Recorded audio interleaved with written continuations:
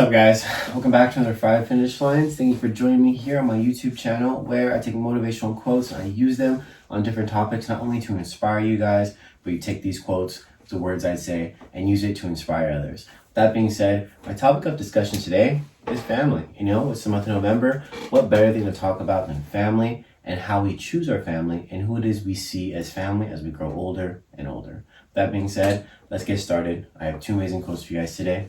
Let's go.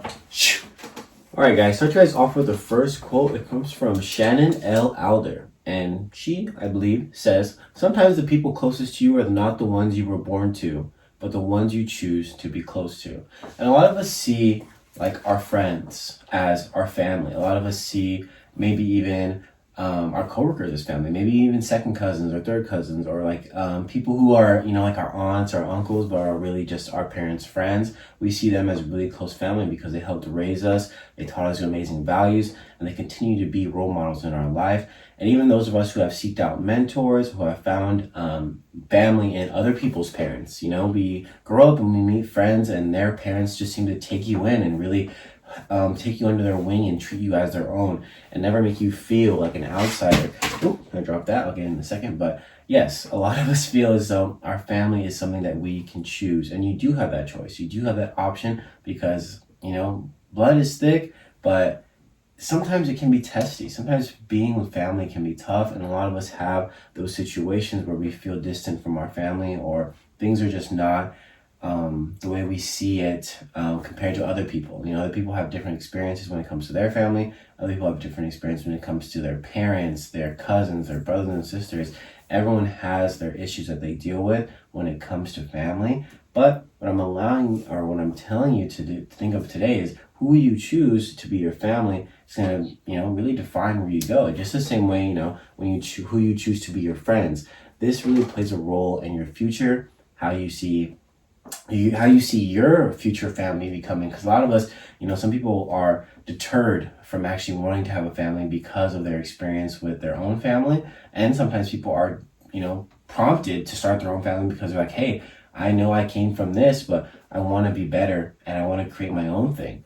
But you never forget where you came from. Never, hate your family for what they've done or, how they've, treated you. They were once young. They were once in this maybe similar situation as you. So don't make them, or don't,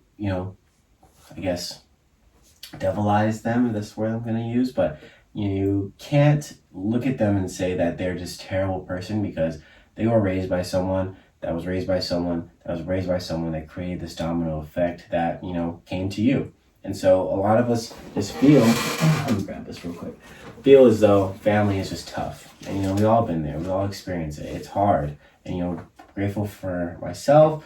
I've had, the blessing of being in a situation where my family is very connected. Even though my parents were separated when I was younger, their understanding of each other and the peace that they bring for their spouses and for me, and as, a unit, it really pushed me to always want my own family and to always go back to the family that I was raised with, because I have step family, I have step cousins, I have step brothers and sisters, and I love them to death, and they love me to death. Step uncles, step aunts, and all that, because I have a blended family, and they've all treated me as their own. I never felt on the side, I never felt neglected. I was always a part of what it is that they had in their lives, and I'm truly blessed that, because not everyone is fortunate enough to be a part of that.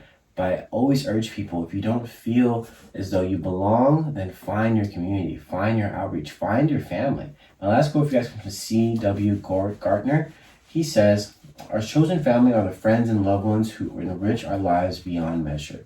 Like I was saying, a lot of us find our family in mentors and people like our bosses maybe, or just family members that inspire us, parents of our friends, uncles of our friends, whoever it may be, but we find that love and we find that growth within them. And it's up to you who you choose to love. Because a lot of us find ourselves in these positions where we're so afraid to be loved or give love because of what we've experienced.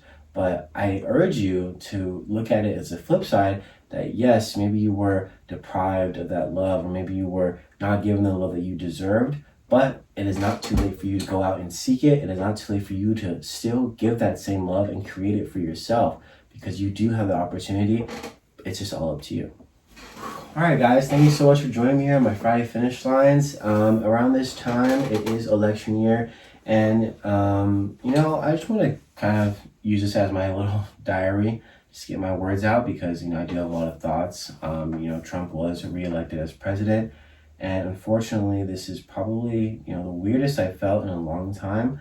The last time Trump was president, it just was a weird time. I don't think people understand that everything leading up to COVID was just about division. It was just about Trump creating this divide in this country so he could be reelected again. And he got, caught up in all those situations with inciting the storming of the Capitol, the felonies, being charged with all these things, and is still, under trial for a lot of different things. And it just, it kind of shocks me to see where we are at as a country, as a whole.